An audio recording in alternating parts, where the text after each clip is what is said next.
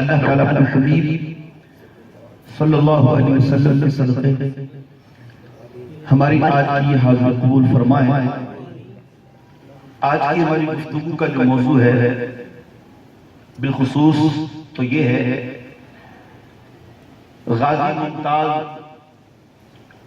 حسین قادری اتاری رحمۃ اللہ علیہ کا عمل وہ قرآن و حدیث کی روشنی میں کیسا ہے۔ ہم سماعت کریں گے اس امیر ناموس رسالت نے جو کام کیا ہے۔ سچی بات تو یہ ہے کہ ایک نئی رقم تعریف کر گیا۔ سبحان اللہ، اللہ اس عاشق ماہ رسالت کے مزار پر کروڑوں رحمتوں کا نزول فرمائے۔ ممتاز قادری رحمت اللہ علیہ نے اپنے عمل سے عشق نبی، یاد نبی، ناموس رسالت اور اپنے عمل سے ادب حبیب صلی اللہ علیہ وسلم کا درس دیا ہے۔ یاد رکھیں، جس میں ادب نہیں ہے اس کا کوئی عمل اس بارگاہ میں مقبول نہیں ہے۔ عربی کا مقولہ ہے کہ سارے کا سارا دین ادب میں ہے، سارے کا سارا ادب دین میں ہے، جس میں ادب نہیں اس کا کوئی دین نہیں ہے۔ قرآن کریم فرقان حمید کے اندر یہ بات موجود ہے۔ حضور اکرم صلی اللہ علیہ وسلم نے ایک قافلے کو بنی عنبر کی طرف بھیجا، جس کے سپہ سالار تھے حضرت عیینہ رضی اللہ تعالی عنہ، کہ جاؤ اس قبیلے والوں کو گرفتار کرو یا ان کا قتل عام کرو۔ جب اس قبیلے والوں کو خبر ہوئی کہ حضور صلی اللہ علیہ وسلم کے فلاں صحابی ہمارے تعاقب میں آتے ہیں، تو قبیلے والے اپنے گھر والوں کو چھوڑ کر وہاں سے فرار ہو گئے۔ صحابیوں نے اس پورے قبیلے کو قیدی بنایا، بارگاہ یار میں پیش کر دیا۔ آقا آپ کے مطلوبہ اشخاص پر دوڑ چکے ہیں، ان کی نسلوں کو قیدی بنا کر لائے ہیں۔ جب ان کو خبر ہوئی کہ ہمارے اہل و عیال کو قیدی بنا لیا گیا ہے، تو فدیہ لے کر حضور علیہ السلام کی بارگاہ میں پہنچے۔ روایتوں میں لکھا ہے دوپہر کا وقت تھا، حضور اکرم صلی اللہ علیہ وسلم امہات المؤمنین میں سے کسی ام المؤمنین کے گھر میں آرام کر رہے ہیں۔ اب وہ لوگ حجرہ محبوب کے باہر کھڑے ہو کر زور زور سے چلانے لگے کہ اے محمد صلی اللہ علیہ وسلم، جلدی باہر آئیے، جلدی باہر آئیے۔ ان کا یہ چلانا، آوازیں ڈالنا اللہ رب العالمین کو پسند نہ آیا۔ اللہ نے قرآن میں اپنے یار کے دربار کا بھی ادب سکھا دیا کہ میرا محبوب آرام کر رہا ہے، جاہلو میرے محبوب کو آوازیں کستے ہو، میرے محبوب آرام میں ہو تب بھی میرے محبوب کا ادب کیا جائے گا، جاگ رہے ہو تب تو کتنا وراء الوراء ہوگا۔ جب انہوں نے آوازیں لگائیں، اللہ نے قرآن نازل کیا، فرمایا ان الذین ینادونک من وراء الحجرات، فرمایا اے محبوب پیارے، یہ جو آپ کے حجرے کے باہر آپ کو آوازیں لگاتے ہیں، آپ کو پکارتے ہیں کہ اے محمد باہر چلے آئیے، اللہ فرماتا ہے اکثرهم لا یعقلون۔ اے نبی اس بات کا اعلان کر دو، اگر نبی آرام میں ہو کوئی چلا چلا کر محبوب کو بلائے، اللہ فرماتا ہے یہ لوگ جاہل ہیں، یہ لوگ میرے بے ادب ہیں، انہیں میرے محبوب کے آرام میں خلل انداز ہونے کی کوئی اجازت نہیں ہے۔ حالانکہ حضور آرام میں ہے۔ تفسیر مظہری والے لکھتے ہیں کہ معلوم چلا اگر اللہ کے نبی آرام میں ہو تب بھی حضور کا ادب واجب ہے۔ علماء کہتے ہیں ان آیتوں کے بعد صحابہ کا تو یہ عالم ہو گیا کہ وہ حضور صلی اللہ علیہ وسلم کے سامنے اونچی آواز سے بات بھی نہیں کرتے تھے، حتیٰ کہ جب دستک دینا مقصود ہوتی اپنے ناخنوں سے وہ دستک دیا کرتے تھے، کہیں انگلی سے دستک دینے سے بے ادبی نہ ہو جائے۔ اللہ اللہ بات کھل کر سامنے آئی، ادب کرنے والوں کا مقام الگ ہے، بے ادبوں کا انداز الگ ہے۔ جو ادب والے ہیں وہ یوں ادب کرتے ہیں، اپنی آوازوں کو بھی پست رکھتے ہیں، حتیٰ کہ اگر دستک کرنا مقصود ہو تو وہ اپنے انداز کو اس طرح پیش کرتے ہوئے اپنے سامنے کہ اپنے انگلیوں کو ناخن سے دستک دی جاتی ہے۔ آپ ایمان سے بتایا کہ اگر کوئی ناخنوں سے دستک کرے کتنی آواز آئے گی؟ ایک خفیف سی آواز آئے گی۔ جناب انگلی سے بجانا اس کی الگ آواز ہے، مگر پھر وہ بھی ناخن کے ساتھ زور سے نہیں بجاتے ہوں گے، بالکل ہلکی کی آواز کے ساتھ وہ بھی ناخن۔ جناب یوں سمجھ لیں محبوب کے دربار کے چوکھٹ کو دیدار کے حوالے سے اپنا ہاتھ لگا کر وہ برکتیں لیتے ہوں گے، اور بعض صحابہ تو دروازے کے باہر بیٹھ جایا کرتے تھے کہ دستک بھی نہیں دیں گے۔ کیوں؟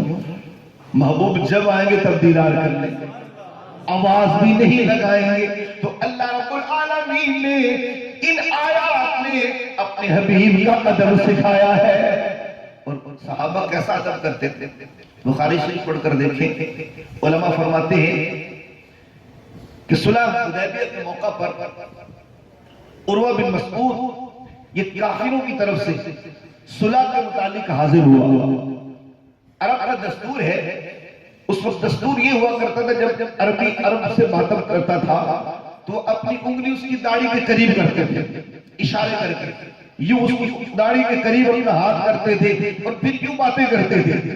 عروہ بن مسعود کہتا ہے کہ واللہ جب میں حضور کے دربار میں گیا، میں عرب کے دستور کے مطابق جب باتیں کرتا اپنا ہاتھ حضور کے قریب کرتا، صحابی تلوار آگے کر کے میرے ہاتھ کو ہٹا دیتے کہ خبردار یہ عرب کا دستور ہوگا، مگر یہ اللہ کے حبیب ہیں، ان کے چہرے کی طرف ہاتھوں کا اشارہ کرنا بھی صحابہ کے نزدیک بے ادبی ہے۔ تلوار کے ساتھ عروہ بن مسعود کہتے ہیں اس وقت کی بات جب وہ ایمان نہ لائے تھے، اپنا ہاتھ جب قریب کرتا صحابہ تلواروں سے ہٹا دیتے۔ جب انہوں نے یہ بار بار عمل دیکھنا تو توجہ ان کی صحابہ کی طرف چلے گئی، وہ سمجھ گیا، آ کر کافروں سے کہنے لگا او کافروں عروہ بن مسعود کی بات سن لو، اللہ کی قسم تم چھوڑ بھی کر لو، محمد کے صحابہ سے کبھی نہ لڑنا۔ خدا کی قسم میں نے بڑے بڑے بادشاہ دیکھے ہیں، بڑے بڑے بادشاہوں کے دربار دیکھے ہیں، ان کے آداب کو بھی دیکھا ہے، مگر جو محمد کے یار صحابہ حضور کا ادب کرتے ہیں میں نے اس دھرتی میں کسی کا ادب نہیں دیکھا۔ کیسا ادب تھا؟ امام بخاری شریف میں لکھتے ہیں، یہ الفاظ بخاری کے دامن میں ہیں کہ قال فواللہ، کہنے لگا مجھے اللہ کی قسم ما تنخوا رسول اللہ صلی اللہ علیہ وسلم نخابتاً، اللہ کی قسم میں نے خود دیکھا ہے کہ جب محمد عربی اپنا لعاب دہن ڈالتے ہیں اللہ فی کفی رجل، جب وہ لعاب ڈالتے ہیں حضور کا کوئی نہ کوئی صحابی اپنے ہاتھوں کو لے لیتا ہے۔ لعاب حضور ڈالتے ہیں، آج آپ اور میں تھوکیں تو جناب گھر کا چہیتا نفرت کرے گا، گھر کے فرش پر ہم گھر کے معزز ہو کر بھی اگر گھر کے فرش پر تھوکیں چہیتی بیوی بول پڑے گی، چہیتا بیٹا بولے گا، چہیتی بیٹی بولے گی، بیٹی کہے گی بابا ذرا غور تو کرو ابھی جھاڑو دیتے فارغ ہوئی ہوں، بیوی بھی جناب چلائے گی آپ کو تو تمیز ہی نہیں ہے، فرش پر بیٹھ کر تھوک دیا، چار پائی پر بیٹھ کر تھوک دیا، مگر جناب اس وقت جو ایماندار نہ تھے کہتے فواللہ مجھے اللہ کی قسم جب اللہ کے حبیب اپنا لعاب دہن ڈالتے ہیں میں نے دیکھا کوئی نہ کوئی صحابی حضور کی لعاب کو اپنے ہاتھوں پہ لے لیتا ہے. کیا کرتا ہے؟ اب سنیے کہا فَضَوَالَكَ بِهَا وَجْهَهُ وَجِلْدَهُ. اللہ کی قسم وہ لعاب یار کو لے کر کوئی اپنے وجود پہ ملتا ہے، کوئی چہروں پہ ملتا ہے. اللہ اللہ، جس صحابہ کے نزدیک حضور کے لعاب کا یہ مقام ہے تو ان کے نزدیک مصطفیٰ کا مقام کتنا بڑا ہوگا. وہ انگلیاں قریب کرتے ہیں تو تلواریں نکل جاتی ہیں. تو کس لعین کی مجال کہ وہ میرے مصطفیٰ کی شان میں گستاخی ان کے سامنے کرتا. پھر آگے کہتا ہے اذا تکلم، اللہ اللہ یہ بھی انداز دیکھا، حفظوا أسواتهم عنده وما يحدون إليه النظر تعظيما له. جب میں نے دیکھا کہ وہ محبوب کلام کرتے ہیں، ان کے صحابہ سروں کو یوں جھکا کر سنتے ہیں جیسے وجودوں میں روح ہی نہیں ہے. اس طرح ادب سے وہ آپ کی آوازوں کو سنتے ہیں اور پھر آنکھ بھر کر حضور کو دیکھتے ہی نہیں. یہ تھا صحابہ کا عالم کہ وہ حضور کی تعظیم میں اپنی سانسوں کو بھی روک لیتے تھے کہ کہیں حضور صلی اللہ علیہ وسلم کی بارگاہ میں اونچا سانس لینا بھی بے ادبی نہ ہو جائے. صحابہ کا عمل ہمارے سامنے ہے. جب کبھی کوئی بے باک بکتا ہے، بعض بلبلے لوگ، بعض لبرل لوگ، پتہ کیا ہوتا ہے؟ جی ہر کسی کو اپنا انداز بیان کرنے کا حق ہے. جی ہاں، ہر کوئی بولے جو بولے، کسی کے ڈھول کھولے، کسی کے پور کھولے، اس کو اختیار ہے. مگر کسی بدتمیز کو، کسی لعین کو اللہ کے یار کے بارے میں قطعاً کوئی نازیبہ بات کرنے کی نہ کل اجازت تھی، نہ آج اجازت ہے، قیامت تک بھی اجازت نہیں ہے. اللہ کا قرآن اس بات پر گواہ ہے، خود حضور کی حدیث اس بات پر گواہ ہے کہ قیامت تک جو بھی حضور کا گستاخ ہوگا، میرے رب کا قانون یہی ہے، مصطفیٰ کا قانون یہی ہے کہ ہر دور میں وہ گستاخ واجب القتل رہے گا. اور کسی نے خوب کہا عبادت نام ہے تیری، گلی میں آنے جانے کا، تصور میں تیرے رہنا، ریاضت اس کو کہتے ہیں. اور تیری مرضی پہ مر مٹنا، شریعت اس کو کہتے ہیں. تیرے کوچے میں دفن ہونا، جنت اس کو کہتے ہیں. تو یہ صحابہ کا ادب تھا جو حضور صلی اللہ علیہ وآلہ وسلم کے سامنے وہ اونچا سانس لینے کو بھی بے ادبی تصور کرتے تھے. حدیثوں میں یہ بات موجود ہے. حضرت عمر رضی اللہ تعالیٰ عنہ بے شمار روایتیں ہیں کہ آپ کی خدمت میں مشہور روایت اور حدیث ہے. ایک مقدمہ پیش کیا گیا، وہ مقدمہ جس کا فیصلہ خود حضور پہلے کر چکے ہیں. ایک یہودی اور منافق کا فیصلہ زمین کا تھا. حضور نے یہودی کے حق میں ڈگری کر دی، باہر منافق بدلا. یہ شخص سرکار دو عالم صلی اللہ علیہ وسلم نے فیصلہ کرنے میں اجلت فرمائی ہے. وہ یہودی حیران ہوئی، کیسا خود کو مسلمان کہتا ہے، اپنے نبی کے بارے میں کہتا اجلت کی ہے. کہنے لگا تو چاہتا کیا ہے؟ میں چاہتا ہوں کہ یہ فیصلہ حضرت عمر کی بارگاہ میں جائے. اس نے کہا جی رسول کی بات نہیں مانتے، اب ان کے غلام کے پاس جانا چاہتا ہوں، مجھے یہ بھی منظور ہے. حضرت فاروق اعظم رضی اللہ تعالیٰ عنہ، آپ کا وہ تاریخی فیصلہ کتابوں کے دامن میں موجود ہے. اللہ اللہ حضور کی امت کے اکثر بچوں کو یہ بات یاد ہے.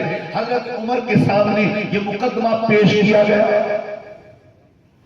اس سے پہلے کہ آپ کا بات سنتے یہودی پکارا یا عمر یہ جو فیصلہ آپ کرنے جا رہے ہیں اس کا فیصلہ حضور میرے حق میں پہلے کر چکے ہیں. حضرت عمر نے اس منافق سے کہا یہ سچ کہتا ہے؟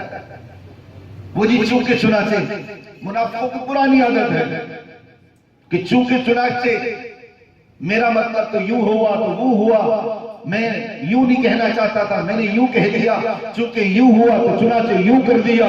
تو یہ پرانی عادت آج بھی موجود ہے.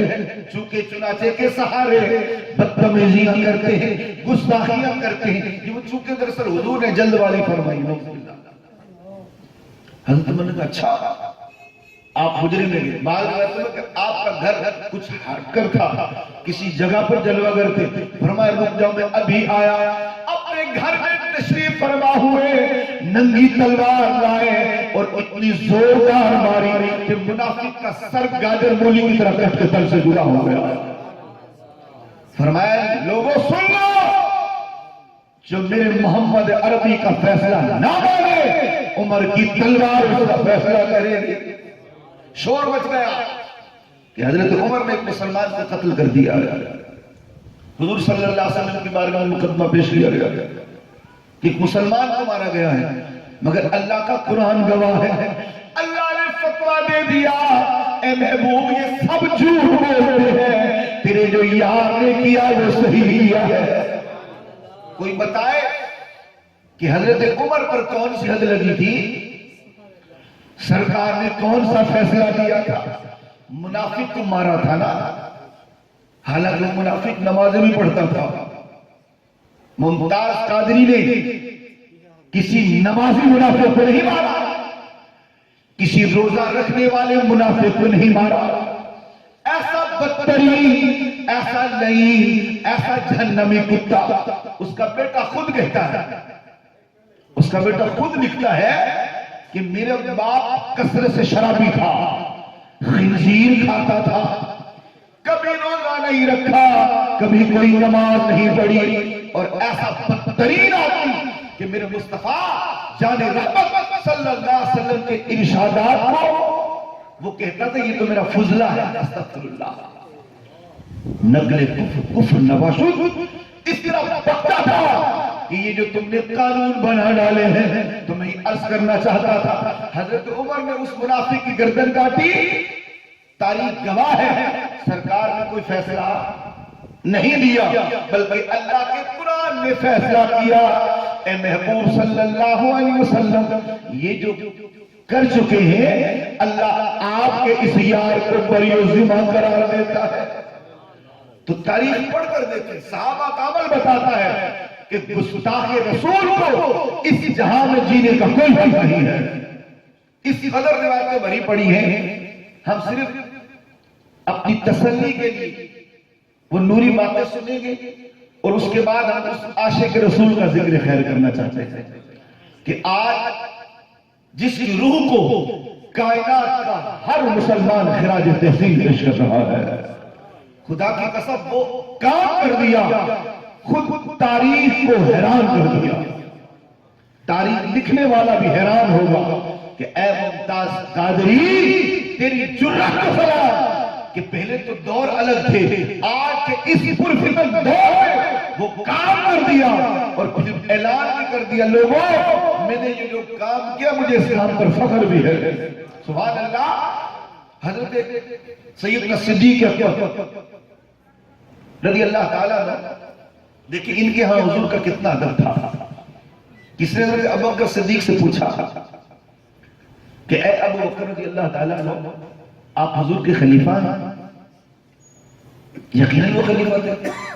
حضور کے وصال کے بعد پہلے خلیفہ حضرت سیدنا صدیق اکبر ہیں. عرابی نے پوچھا آپ حضور کے خلیفہ ہیں؟ سیدنا صدیق اکبر نے کہا لا نہیں میں ان کا خلیفہ نہیں ہوں. اس کی تو پھر کیا ہے؟ سیدنا صدیق اکبر نے فرمایا قال فما انت قال خالفہ بعدہ، کہا میں خلیفہ نہیں ہوں بلکہ میں خلیفہ ہوں. خلیفہ کہتے ہیں گھر میں جو سب سے چھوٹا ہو اور اس کو کوئی توجہ سے نہ دیکھتا ہو. کسی کام کا نہ ہو، یعنی یہ کہا کہ اے سائل سن، میں حضور کے غلاموں میں وہ غلام ہوں جس کی بظاہر کوئی اوقات نہیں ہے، میں کیسے خود کو ان کی برابری میں کہوں کہ ان کے بعد میں ہوں؟ مطلب یہ ہے کہ اپنی بات میں بھی حضور کا ادب رکھا۔ میں کس منہ سے کہوں کہ میں حضور صلی اللہ علیہ وسلم کا خلیفہ ہوں، بلکہ میں حضور کا خلیفہ ہوں۔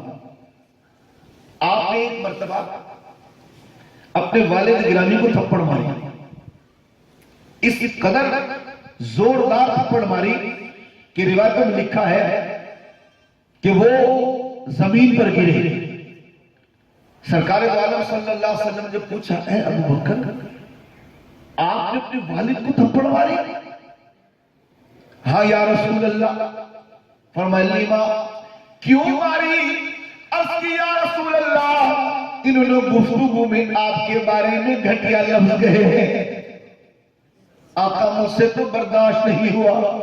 یا نبی اللہ، اگر میرے قریب تلوار ہوتی میں آپ کی عزت پر اپنے باپ کو بھی قربان کر دیتا۔ حضور تلوار نہیں تھی میرے پاس، تو تھپڑ ہی تھا، اور میں نے صرف تھپڑ ماری ہے۔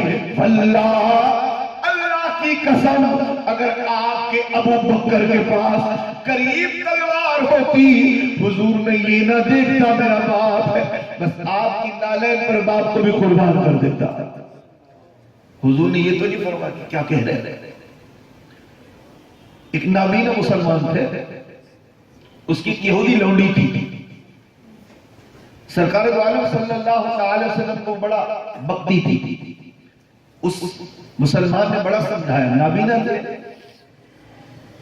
اور ایک رات سمجھاتے رہے، جب وہ نہ مانی تو وہ عاشق رسول اٹھے، کوئی اوزار اٹھائی، تلوار، چھرا، چھری جو بھی تھی، وہ اٹھا کر فوراً اس کی طرف گئے اور اسے زمین پر لٹایا، اور وہ تلوار اس کے پیٹ پر رکھ کر اوپر بیٹھ کر اس کے ٹکڑے کر دیے۔ صبح مقدمہ حضور کی بارگاہ میں گیا، ایک عام مسلمان اس دور کے، عورت کو کاٹ کے پھینک دیا۔ مقدمہ حضور کی بارگاہ میں، اعلیٰ عدالت میں، اللہ کے محبوب صلی اللہ تعالیٰ علیہ وسلم کی سلطنت کے بادشاہ کی بارگاہ میں ہے۔ مقدمے کی کارروائی ہوئی، حضور نے اس سے پوچھا کہ تو نے واقعی اس عورت کو قتل کیا ہے؟ جی یا رسول اللہ۔ کیوں قتل کیا؟ یا رسول اللہ، یہ آپ کو بھونکتی تھی، حضور آپ کے بارے میں برے برے الفاظ رکھتی تھی، حضور میں نے اس کو کاٹ کر پھینک دیا۔ حدیث کے دامن کے یہ لفظ ہے، حضور نے فرمایا کہ اے لوگوں، اس عاشق سے کوئی مواخذہ نہیں کیا جائے گا، اس لعینہ کا خون گیا، ضائع کر دیا گیا، اس سے کوئی پوچھ گچھ نہ ہوگی، کیونکہ ہماری عظمت کی خاطر اس نے اس ملونہ کو کاٹا ہے۔ کوئی کیس نہیں ہوا۔ حضور نے یہ نہیں فرمایا کہ اس سے بدلہ لیا جائے گا، کیا فرمایا کہ وہ ملونہ گئی، میرے اس عاشق سے کوئی بدلہ نہ لیا جائے گا، کوئی قصاص نہ لیا جائے گا۔ سنن ابو داؤد میں بھی یہ روایت موجود ہے، سنن نسائی میں بھی روایت موجود ہے۔ حضور نے فرمایا لوگوں سنو، فتح مکہ کا وقت ہے، ڈھونڈو گستاخوں کو، گستاخوں کو ڈھونڈو۔ یا رسول اللہ، کس مقام پر انہیں قتل کرے، کس مقام پر نہ قتل کرے؟ حضور نے اپنے گستاخوں کے بارے میں یہ فتویٰ ارسال کیا۔ آپ نے فرمایا اے لوگوں، اگر کعبے کے پردے میں بھی کوئی گستاخ چھپا ہوا ملے، پکڑ کر کاٹ دو، تمہارے رسول کا تمہیں حکم ہے۔ کعبے کے پردے میں اٹھا لیں، صحاح کی حدیث سے اٹھا کر دیکھیں کہ کعبے کے پردے میں بھی اگر گستاخ رسول چھپا ملے، چند لوگوں کا حضور نے نام لیا، فرمایا ان کو تمہارے محبوب نے پناہ دے دی ہے، کیوں حضور جانتے تھے کہ یہ مسلمان ہو جائے، جن میں حضرت ابو سفیان بھی تھے، سرکار کی نگاہیں نور نے دیکھ لیا، قریب یہ ہمارے صحابی بننے والے ہیں۔ حضور نے 4 اشخاص کا نام لیا، ان کو چھوڑ کر اس کے علاوہ تمہیں کعبے کے پردے میں بھی نظر آئے، سرکار نے فرمایا ڈھونڈ ڈھونڈ کر ان کو قتل کر دو۔ یہ تاریخ گواہ ہے کہ جب بھی کسی صحابی نے کسی گستاخ کو قتل کیا کبھی ان سے قصاص نہیں لیا گیا۔ تو رسول اکرم صلی اللہ علیہ وسلم کے ادب کو اللہ نے قرآن میں بیان کیا ہے، اور خود قرآن کریم فرقان حمید میں اللہ رب العالمین کا یہ فیصلہ ہے، فرمایا جو میرے محبوب صلی اللہ علیہ وسلم کو تکلیف دیتے ہیں، قرآن کریم پڑھ کر دیکھیں، اللہ قرآن میں ارشاد فرماتا ہے ان الذین یؤذون اللہ ورسولہ لعنهم اللہ فی الدنیا والآخرہ، فرمایا جو اللہ اور اس کے رسول کو ایذا دیتا ہے دنیا میں بھی ان پر لعنت ہے، آخرت میں بھی ان پر لعنت ہے، وَأَعَدَّ لَهُمْ عَذَابًا مُهِينًا، اور آخرت میں ان کے لیے دردناک عذاب ہے۔ اب یہاں مفسرین فرماتے ہیں یہاں اللہ رب العالمین جل جلالہ کا نام تعظیم کے لیے آیا ہے، ورنہ بات حضور کے ایذا کی ہے۔ اللہ رب العالمین کو کون ایذا دے سکتا ہے؟ اللہ رب العالمین کو کون تکلیف دے سکتا ہے؟ تو مفسرین فرماتے ہیں یہاں اللہ نے فرمایا ان الذین یؤذون اللہ، جو ایذا دیتے ہیں اللہ کو اور اس کے رسول کو، فرمایا یہاں اللہ کا نام تعظیم کے لیے آیا ہے، بات صرف مصطفیٰ کی عزت کی ہو رہی ہے کہ جو اللہ کے حبیب کو ایذا دیتے ہیں اللہ فرماتا ہے دنیا میں بھی ان پر لعنت ہے، آخرت میں بھی ان پر لعنت ہے، صرف لعنت ہی نہیں بلکہ ان لوگوں کے لیے دردناک عذاب ہے۔ ایذا دو قسم کی ہوتی ہے، ایذا لسانی، ایذا فعلی، یعنی زبان سے بدتمیزی کرنا، جیسے کہ منافق کرتے تھے، کافر کہتے تھے، کبھی حضور کو شاعر کہتے تھے، کبھی کاہن کہتے تھے، کبھی کچھ کہا کرتے تھے، کچھ نعوذ باللہ مجنون کہا کیا کرتے تھے۔ اس طرح بھی علماء کہتے ہیں جو حضور صلی اللہ علیہ وسلم کے بارے میں کہے فرمایا وہ اسی وقت کافر ہو جائے گا۔ حتیٰ کہ علماء نے تو یہ بھی کہا ہے کہ جو حضور صلی اللہ علیہ وسلم کی بال کے بارے میں خود حدیث میں مولا علی راوی ہے، حضور فرما کرتے تھے جس نے میرے بال کو ایذا دی، مطلب میرے بال کی توہین کی، اس نے مجھ محمد کی توہین کی، جس نے مجھ محمد کی توہین کی اس نے اللہ کی توہین کی۔ اور حضور فرمایا کرتے تھے من سب الانبیاء قتلا، اے لوگوں میں تمہارا نبی فتویٰ دیتا ہوں جو کسی نبی کو شب کرے سرکار فرماتے اس کو قتل کر دو، وسب الاصحابی جلیدہ، میرے صحابہ کو جو گالیاں دے اسے کوڑے مارے جائے۔ حضور خود فرما کرتے تھے کسی بھی نبی کی کوئی توہین کرے فرما وہ واجب القتل ہے، کسی نبی کی توہین کرنے والا واجب القتل ہے، عیسیٰ علیہ السلام کی توہین کرنے والا واجب القتل ہے، جناب موسیٰ علیہ السلام کی توہین کرنے والا واجب القتل ہے، فرما کسی بھی نبی کی توہین کرنے والا فرما قتلا وہ قتل کیا جائے گا۔ جو کسی نبی کی توہین کرے وہ تو واجب القتل ہو، جو اللہ کے رسولوں کے رسول کی بھی توہین کرے اس کے بارے میں سفارشیں کی جائے۔ آپ کے علم میں ہوگا ممتاز قادری کو غازی ممتاز شہید کس بات نے بنایا ہے؟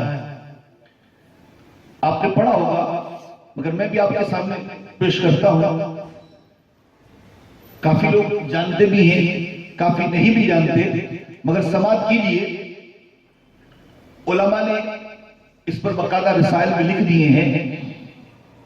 تقریباً 14 جون 2009 کی یہ بات ہے، اتوار کا دن تھا، موزہ اٹا والا چک نمبر 3 ضلع ننکانہ، وہاں پر علماء فرماتے کافی عیسائیوں کی آبادی ہے۔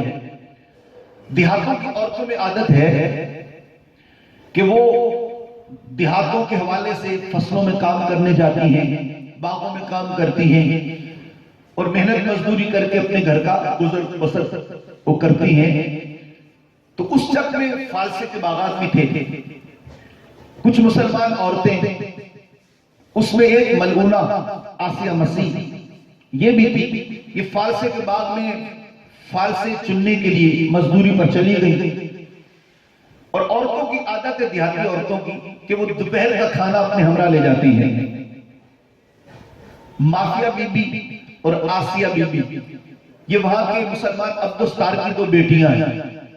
یہ مسلمان تھی اور اتفاق سے وہ ملعونہ کا نام بھی آسیہ ہے.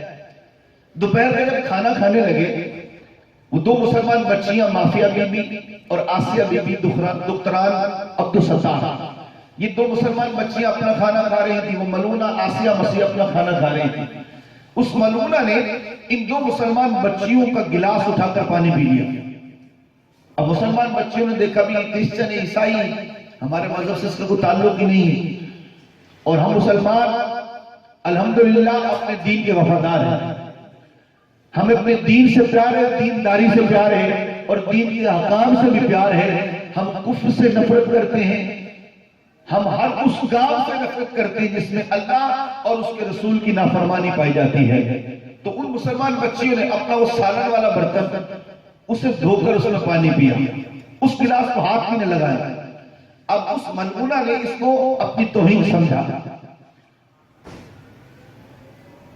پھر تو تکار کرنے لگے. ان بچیوں کے ساتھ بدتمیزی پر اتر آئی اور مذہبی گفتگو اس نے چھیڑی. علماء فرماتے ہیں کہ جو اس نے گفتگو کی، اس نے جو بکا، مسلمانوں کے علم میں لانے کے لیے حوصلہ رکھتے ہوئے پیش خدمت ہے. اس کا خلاصہ کچھ یوں ہے، وہ بکواس کرتے کرتے اس طرح بکنے لگی کہ تمہارا جو نبی ہے نعوذ باللہ مرنے سے چند ماہ قبل ان کے کان میں اور منہ میں کیڑے پڑ گئے تھے، اور نعوذ باللہ تمہارا نبی جو ہے وہ لالچی تھا. دولت کی لالچ میں آ کر خدیجہ سے شادی کی، اور جب اس سے دولت بٹور ہوئی تو خدیجہ کو گھر سے نکال دیا. اور یہ جو تم قرآن پڑھتے ہو یہ تمہارے نبی نے گھڑا ہے، یہ اللہ کا قرآن نہیں ہے. اس طرح اس نے قرآن کے بارے میں، ہمارے پیارے نبی صلی اللہ علیہ وسلم کے بارے میں بکواسیں کی. وہی مسلمان عورتوں نے اس کو گھیرا، بات بڑی بڑی شور ہونے لگا. موقع پر کچھ لوگ بھی پہنچے تو اس وقت بات کو رفع دفع کر دیا گیا. کثیر مسلمان عورتوں اور مردوں کو جھرمٹ میں اس نے یہ بکواسیں کی. پھر مسلمان عورتوں نے اپنے گھر میں جا کر اس کا تذکرہ کیا، اور مسلمانوں نے فوراً موقع کا جو بھی وہاں ایس ایچ او تھا اس کو یہ خبر سے آگاہ کیا. اس نے گواہوں کی موجودگی میں باقاعدہ اس کے خلاف پرچہ کاٹا، اسے اریسٹ کیا، اور قسم کھائی کہ انشاءاللہ اس کو میں پھانسی تک لٹکاؤں گا. یہ ایک بات کا لب لباب تھا جو حقیقت میں اس گمنام سپاہی کو امیر ناموں سے رسالت بنا ہے کہ جب وہ اریسٹ ہوئی، جیل میں چلی گئی، تو اس وقت مسلمان کو اس بات کے درپے تھے کہ اس کو لٹکانا ہے ضرور، کہ اس نے ہمارے نبی صلی اللہ علیہ وسلم کے متعلق نازیبہ گفتگو کی ہے، بکواس کی ہے. اور پھر میں اسی اسلامی بات کرنا چاہوں گا. ابھی بھی کچھ لوگ ایسے ہیں، یار کیوں قریب رہے اس بات کو؟ ابھی بھی کچھ لوگ ایسے ہیں. میں کہتا ہوں یا خود کو محمدی کہنا چھوڑ دے، خود کو حضور کا امتی کہنا چھوڑ دے، یا انہی کی صف پہ چلا جا. اگر حضور کا امتی ہے اور اتنا بلبلا ہے کہ تک چھوڑو یار، اس نے تو معافی مانگ لی ہے. یاد رکھیں یہ آج تک تمام آئمہ کا فتویٰ ہے کہ گستاخ رسول کی توبہ بھی قبول نہیں ہے، توبہ بھی قبول نہیں ہے. کیوں؟ کہ اگر وہ توبہ کو کر لے گا تو پھر تو یہ دنیا میں رسول بن جائے گا. ادھر گالی دے دی، ادھر توبہ کر لی. ہاں اللہ کے نزدیک اس کی توبہ ہو جائے گی، مگر اللہ عز و جل کے دین کے نزدیک جو اللہ کے نبی کو بتلا ہے، اللہ کا قرآن اور خود مصطفیٰ کا فرمان گواہ ہے کہ اس وقت تک چین سے نہ اس کو رہنے دیا جب تک اس کی گردن نہ کاٹ لی جائے۔ تو اس لیے فرمایا واجب القتل ہے وہ شخص جو گستاخ رسول ہے۔ علماء نے لکھا ہے کہ جو بھی گستاخی کرتا ہے، حتیٰ کہ روایت میں لکھا ہے جو حضور کی مبارک چادر کی توہین کرے وہ بھی کافر ہے، وہ بھی واجب القتل ہے۔ حضور علیہ السلام کے کرتے مبارک کی توہین کرے وہ بھی واجب القتل ہے۔ اور یہاں تو نعوذ باللہ حضور کے بارے میں یہ بکواس کرتے، ایمان سے بتا کسی کے باپ کو کوئی کہے کہ تیرے باپ کے منہ میں کیڑے، اسے کچھ ہوگا؟ اب بولے کچھ ہوگا، یقیناً ہوگا، وہ تیش میں آ جائے گا، غصے میں آ جائے گا کہ تیری یہ وجہ میرے باپ کے بارے میں کہتا ہے۔ اس ملعونہ نے، اس خبیثہ نے، اس جہنمی کتی نے ہمارے رسول کو بھولا۔ گویا مسلمانوں کو جناب والا اس نے پریشان کیا، حیران کیا، دکھ دی، تکلیف دی، اور اس عالم میں جناب ممتاز قادری نے وہ عمل اسی لیے کیا کہ یہ لعین، شرابی، خنزیر کھانے والا ایک سکھنی کا شوہر، اب بتائیں جس کی بیوی سکھ ہو وہ کب مسلمان ہو سکتا ہے؟ بیٹا کہتا میرے باپ نے کبھی نماز ہی نہیں پڑھی، بیٹا کہتا میرے باپ نے کبھی روزہ ہی نہیں رکھا، میرا باپ شراب پیتا تھا، میرا باپ خنزیر کھاتا تھا۔ کون؟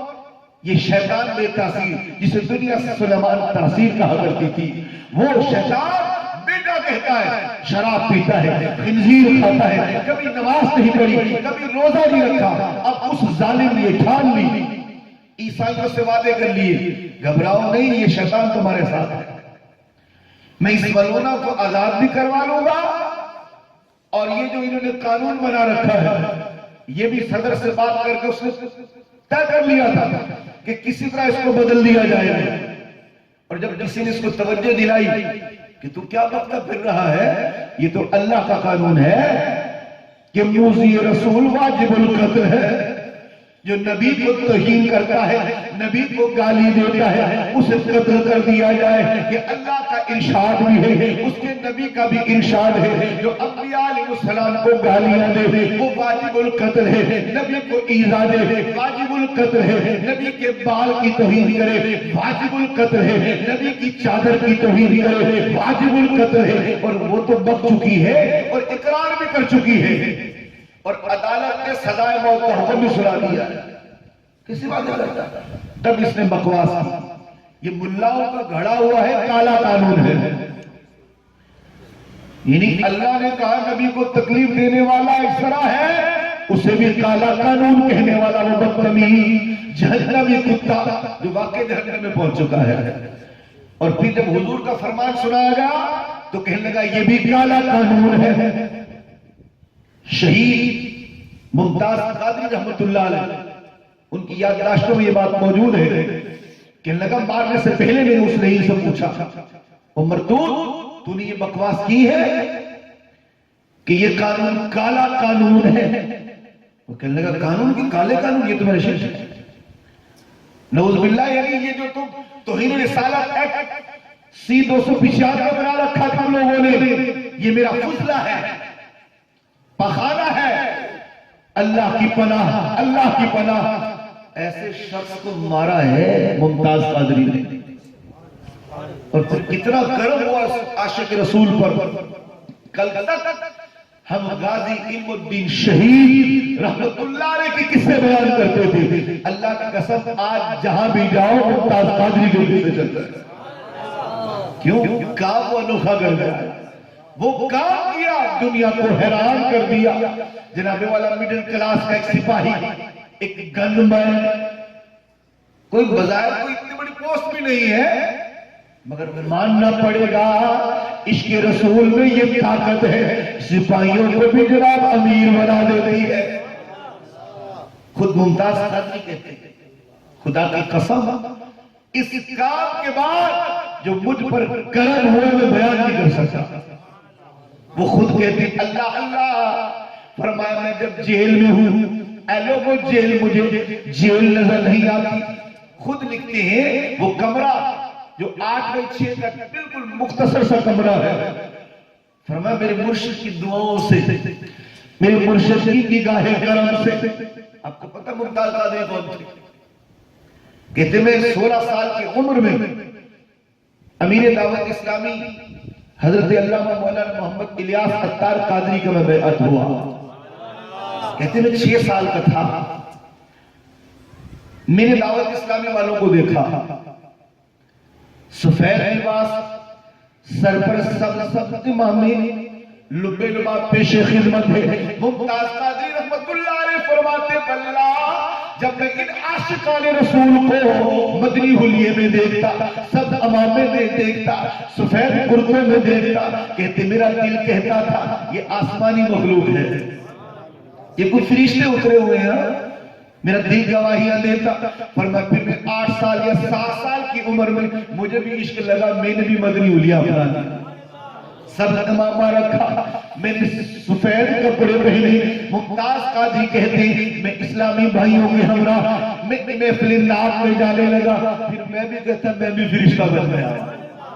کہنے لگا میں خود اپنے آپ کو اس بچپنے میں محسوس کرتا تھا کہ ان کو کہتا تھا یہ اسلامی بھائی فرشتے ہیں. جب میں نے امامہ سجایا، ایسا سجایا کہ قبر میں ہی لے کے گئے، ایسا سجایا، اسے کہتے ہیں استقامت. جب میں نے سبز امامہ سجایا، میں بھی خود کو سمجھتا کہ میں بھی اسی مخلوق میں آ گیا، اس مخلوق کا ایک فرد ہو گیا. وہ کہتے ہیں واللہ وہ 8x6 کا مختصر سا کمرہ مجھے باغیچے کی طرح نظر آتا تھا. غازی جی وہ کیسے؟ فرمایا میرے مرشد کی نگاہ کرم سے، میرے پیر و مرشد کی نگاہ کرم سے اور ان کی پرتاثیر دعاؤں سے وہ 8x6 کا کمرہ فرمایا مجھے باغیچے کی طرح نظر آتا ہے. مجھے اس کمرے میں پھولدار جھاڑیاں بھی نظر آتی ہیں، مجھے پھول بھی نظر آتے ہیں، پھل بھی نظر آتے ہیں، مجھے درخت بھی نظر آتے ہیں، مجھے وہاں سے چشمے بھی نظر آتے ہیں. اگر مجھ سے کوئی پوچھے تو میں کہتا ہوں وہ اس کمرے میں جنت کو دیکھا گا، جنت کی نہروں کو دیکھتے ہیں. یہ میرے جملے ہیں، جو میں کہنا چاہ رہا ہوں. ان کا جملہ یہ ہے کہ مجھے اس وقت پھول بھی نظر آتے ہیں، پھل بھی نظر آتے ہیں، درخت بھی نظر آتے ہیں، چشمے بھی نظر آتے ہیں، پہاڑ بھی نظر آتے ہیں، اور وہ دور دیوار کے در دیوار بھی نظر آتے ہیں. گویا اس چھوٹے سے کمرے میں رہ کر وہ کہتے میں کیا بتاؤں مجھ پر حضور کے کتنے کرم ہو. جب جب میں گھبراہٹ ہوتی کہتے میں کیا بتاؤں، قلم گر جاتا، مگر جب قلم گرتا مجھ پر پھر کرم ہو جاتا. مطلب کیا؟ جب میں گھبراہٹ کے عالم میں آتا، کبھی وجود میں کبھی تاری ہوتی. ممتاز قادری علیہ رحمہ کہتے ہیں اللہ مجھے اس گھڑی حضور کی زیارت ہو جاتی. عام کام نہیں کیا، بہت بڑا کام کیا ہے. غازی علم شہید رحمت اللہ علیہ کے بارے میں یہ لکھا ہوا نا کہ وہ داروغہ نے ایک دن پوچھا علم دین رات کے پچھلے پہر میں تیری اس بیرن میں یہ روشنی کیسی ہوتی ہے، رات میں یہ روشنی اجالا کیسا ہوتا ہے. علم دین کہا کرتے تھے او داروغہ جیل واللہ جب رات کا پچھلا پہر لگتا ہے تم لوگ تو سو جاتے ہو، لائٹوں چراغوں کو بند کر دیتے ہو، آمینہ کا چاند جیل میں آ جاتا ہے اور حضور کے آنے سے تمہاری یہ تنگ اور تاریخ جیل حضور کے نور سے منور ہو جاتی ہے. آج ممتاز قادری بھی کہتا ہے واللہ میں جب کبھی حضور کو یاد کرتا ہوں مجھے حضور نظر بھی آتے ہیں اور مجھے جیل کے تالے ٹوٹے نظر آتے ہیں، سلاخیں ٹوٹی ہوئی نظر آتی ہیں، مجھے شفاف نظر آتے ہیں اور جیل کی سلاخیں ممتاز قادری کہتے ہیں مجھے ایسے لگتی تھی جیسے پانی کی لہریں ہوتی ہیں، گویا سیر کی جا رہی ہے اور کرم بار بار ہو جایا کرتا تھا اور اس قدر کرم رہتا جس کو میں بیان نہیں کر سکتا. پھر وہ کہتے ہیں اللہ کی قسم میں اس جیل کے اندر رہ کر میں خود کو دیکھتا تھا کبھی میں اسلامی بھائیوں کے ساتھ رات خالی میں گیا ہوا ہوں، اپنے بچوں کے ساتھ بیٹھا ہوا ہوں، اپنے گھر میں بیٹھا ہوا ہوں. فرمایا جس نے بھی ناموس رسالت پر گفتگو کی ہے اس بند کمرے میں میں ان کو بھی دیکھا کرتا تھا. واہ واہ غلام نبی کی یہ شان ہے کہ بند کمروں میں کہا میں اپنے گھر والوں کو بھی دیکھتا ہوں، گلی محلوں بازاروں میں جو ناموں سے رسالت پر باتیں کرتے میں بالکل ان کو دیکھتا ہوں، وہ مجھے نظر بھی آتے ہیں۔ غلام بند کمروں میں باہر لوگوں کو دیکھ لیتا ہے، یہ تو غلام کی شان ہے جی۔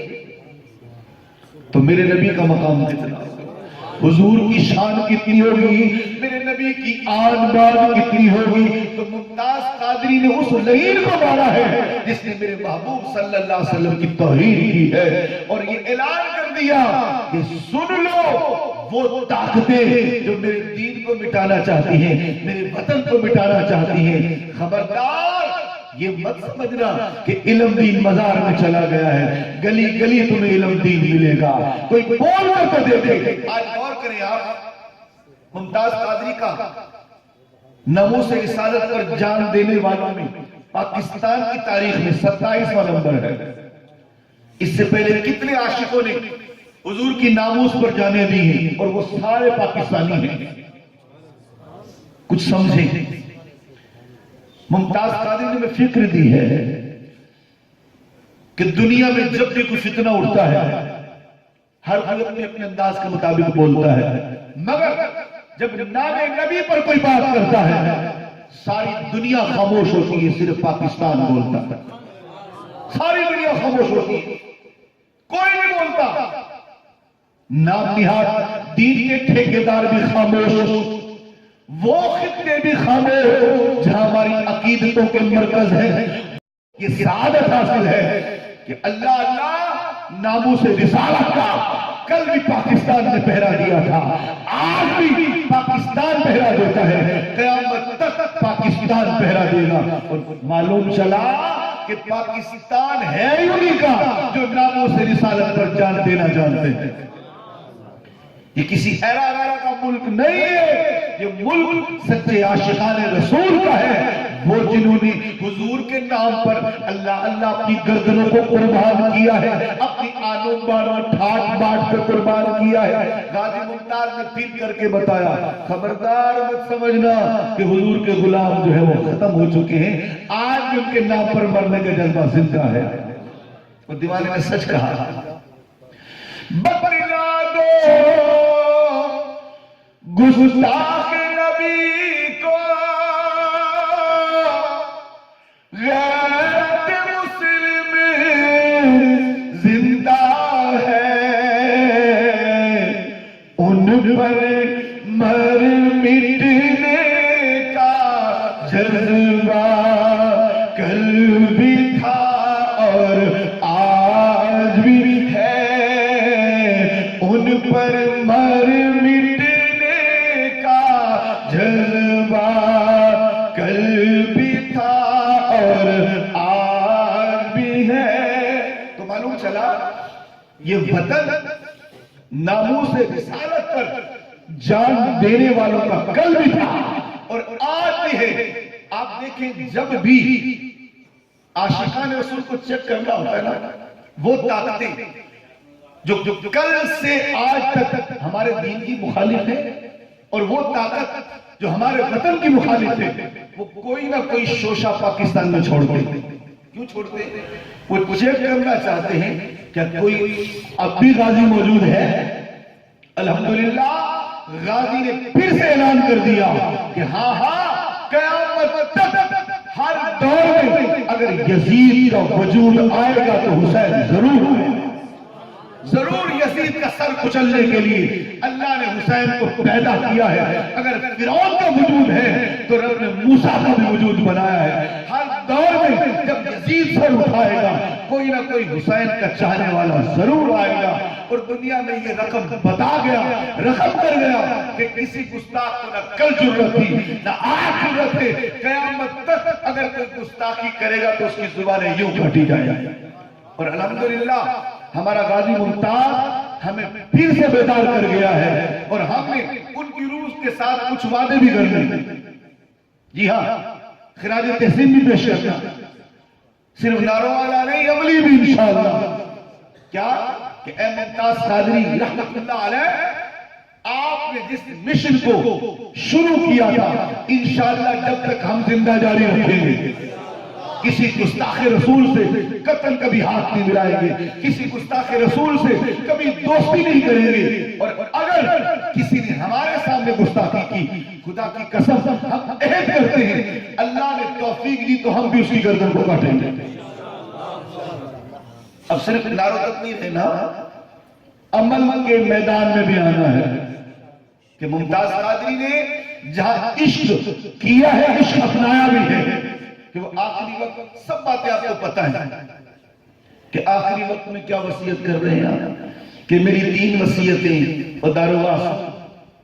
پہلی بات تو یہ ہے کہ پھندا خود گردن میں ڈالیں گے، دوسری وصیت چہرے پہ کپڑا نہیں ڈالیں گے، تیسری کہ سر سے امامہ نہیں اتارا جائے گا۔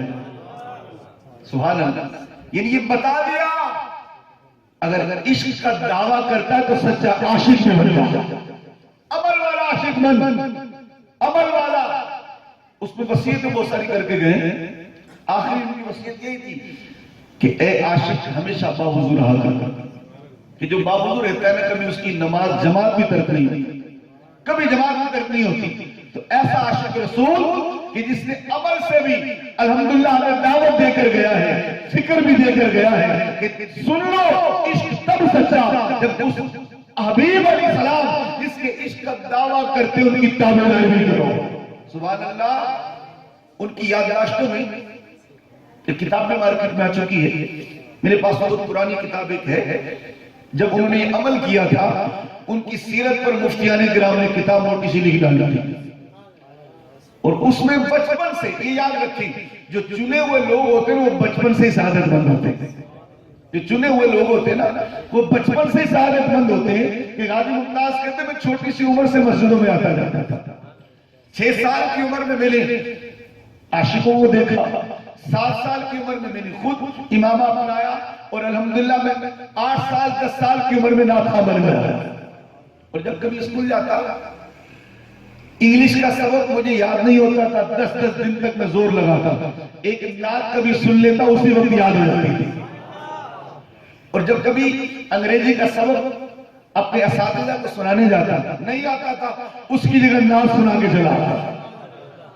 میرے اساتذہ بس نعت سن کر مجھے شاباش دے کے بھیج دیتے، ہوم ورک کر کے میں جاتا، ڈر لگتا استاد ماریں گے تو ہوم ورک کی جگہ میں استادوں کو نعت رسول مقبول سنا دیتا، اور اس طرح میرے اساتذہ نے میرا حوصلہ بڑھایا، کرتے کرتے کرتے کرتے الحمدللہ نعت خوانی کا ذوق ہو گیا، اور آخری وقت بھی جب وہ دار پر جانے لگے وہ آئی شاہدین بتاتے ہیں نعت رسول مقبول پڑھتے ہوئے، اور جب پھندا سر میں ڈالا گردن میں ڈالا تب بھی حضور کی نعتیں پڑھ رہے ہیں۔ اللہ اللہ، آپ جانتے ہیں جب کسی کو پھانسی لگتی ہے زبانیں باہر آ جاتی ہیں، آنکھیں باہر آ جاتی ہیں۔ غازی علم دین شہید کے بارے میں لکھا ہے کہ 12 یا 13 دن تک ان کی میت لوگوں کے حوالے نہیں کی گئی تھی، جب ان کو پھانسی دی گئی 12 یا 13 دن تک غازی علم دین شہید کی میت وہ ظالموں نے اپنی کسٹڈی میں رکھی، اور جب 12 یا 13 دن کے بعد